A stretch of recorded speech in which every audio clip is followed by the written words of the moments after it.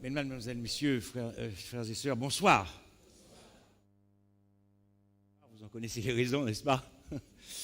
Bon, vous savez, la vie du ciel, c'est augmenter la joie de l'autre, n'est-ce pas? Et ce n'est pas toujours facile. Augmenter la joie de l'autre. C'est ça la vie du ciel. Alors, il y a une petite surprise ce soir. Je vais demander à Francine, qui a un merveilleux petit poème à réciter. Donc, elle va venir voilà, jusque-là. Et je vais lui céder la place. Tu peux te mettre... Ah, un micro peut-être. Eh bien, tu peux monter là. Je pense qu'il t'a allumé. Sûrement.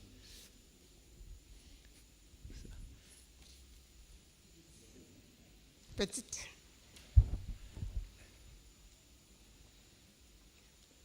Je peux? Oui, oui. Bonsoir.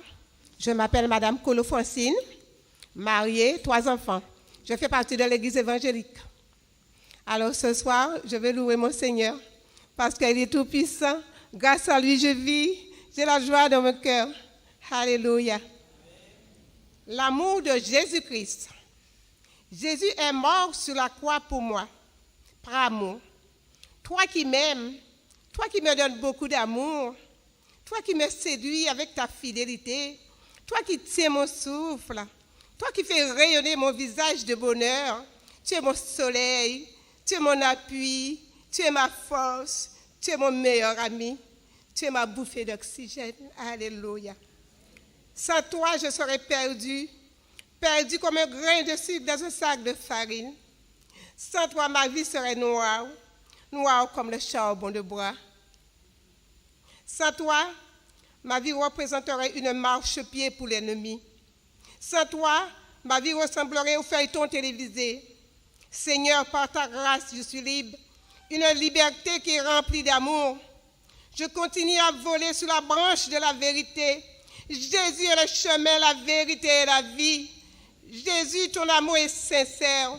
Personne autre que toi ne pourra me donner l'amour que tu m'as transmis. Je suis émue. Ton amour est indestructible. Ton amour est sans tache. Ton amour est sans ride. Si Dieu est pour nous, qui sera contre nous? Jésus, je t'aime avec mon cœur. Alléluia. Que Dieu soit loué.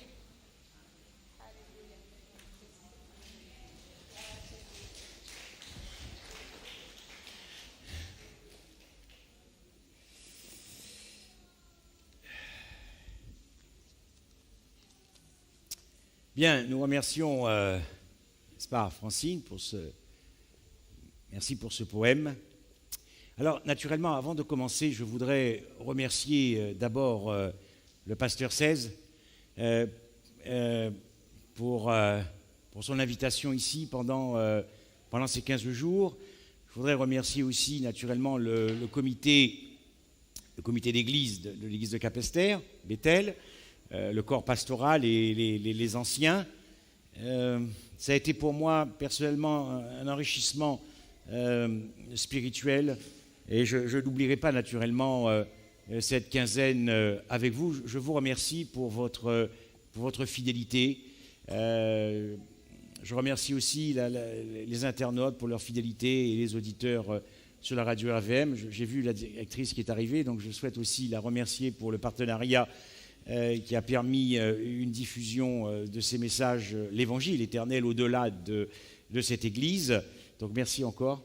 Et alors je n'oublie pas non plus la visite que nous avons eue du pasteur Max Laurent, c'est ça, donc qui nous a fait la gentillesse d'être là, un sabbat. Je remercie également donc, le président de la fédération qui a eu l'occasion de venir sabbat dernier, hier. Je n'oublie pas le pasteur Kiko aussi qui est venu. J'ai pris sa place pour une prière un soir. S'il est là, je suis désolé. Je n'oublie pas également, je crois, le pasteur Duchaudet, c'est ça, qui est venu, et également le pasteur Gourdin qui était là aussi. Donc je tiens à vous remercier tous naturellement, avec une mention spéciale pour Marthe Henry, c'est ça? Claudette Ferrero et Daniel. Pourquoi? Parce que pendant 3 sabbats, le soir, j'ai dégusté les Christophines. Et naturellement, le sorbet coco, ça m'a beaucoup inspiré dans les messages, je ne sais pas si vous avez remarqué, et le chocolat cacao. D'ailleurs, nous les avons rebaptisés Marthe, Marie et Lazare. Voilà, pour ce qui concerne Daniel. Merci encore pour votre invitation. Ce soir, je ne pouvais pas vous quitter sans vous parler une dernière fois de ce Jésus-Christ crucifié qui a chaviré mon cœur en 2008. C'était impossible pour moi de ne pas vous parler de Golgotha une dernière fois. Je voudrais, pour terminer, vous lire rapidement, je n'ai pas eu beaucoup l'occasion de citer des citations, mais en voici quelques-unes, rapidement. Une citation de Madame White que vous trouvez dans la Review Any World du 24 juillet 1888. Elle a posé une définition de la foi qui me semble être d'une valeur inestimable. Voici ce qu'elle dit. C'est quand vous commencez à apprécier le prix payé pour le salut que vous pouvez dire que vous croyez en Jésus-Christ. Voyez, c'est la réponse du cœur. Je crois pour ma part, dans mon expérience personnelle, où j'ai senti cette puissance de la croix et l'agapé de la croix, le regard de la foi, c'est le regard sur Jésus-Christ et Jésus-Christ crucifié. Et ce regard, c'est le regard de toute une vie. Parce que à la croix est centrée toute la connaissance de Dieu. C'est pas rien, ça. C'est à la croix que Dieu s'est dévoilé comme jamais il s'est dévoilé. Donc, connaître le cœur de Dieu, c'est vraiment les délices de celui qui vit et qui croit qu'il a été racheté par le sang de Jésus-Christ.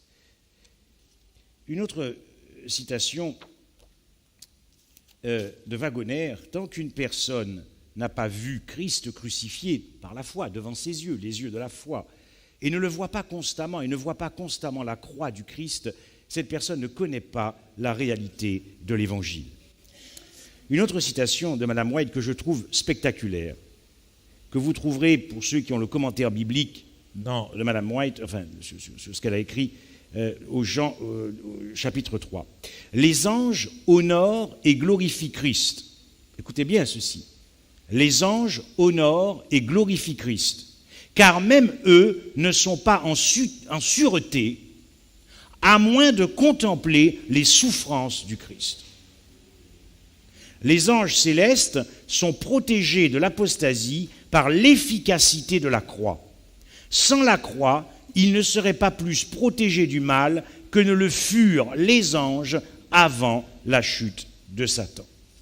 Et enfin, un dernier extrait que vous trouvez dans les paraboles de Jésus à la page 364, qui, à mon avis, nous éclaire sur ce que devrait être la proclamation du message des trois anges. Les ténèbres de la méconnaissance de Dieu enveloppent la terre.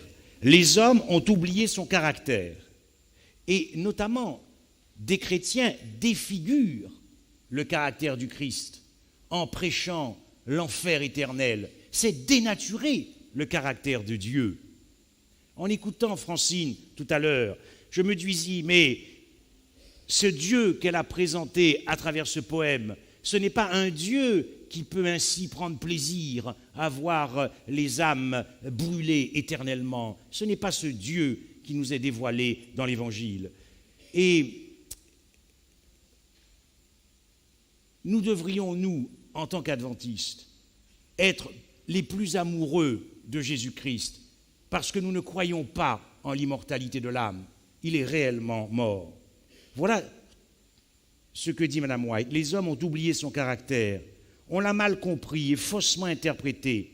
Il faut qu'un message venant du Seigneur soit proclamé à notre époque, message lumineux par son influence salutaire et par sa puissance. Nous avons, dit-elle, à révéler au monde le caractère de Dieu, l'éclat de sa gloire, de sa bonté, de sa miséricorde et de sa vérité. Ceux qui attendent l'arrivée de l'époux doivent dire au monde, voici notre Dieu. Les derniers rayons de la lumière, de la grâce, le dernier message de miséricorde qu'il faut porter à l'humanité est une révélation de son amour. Ce soir, la mort maudite du Christ.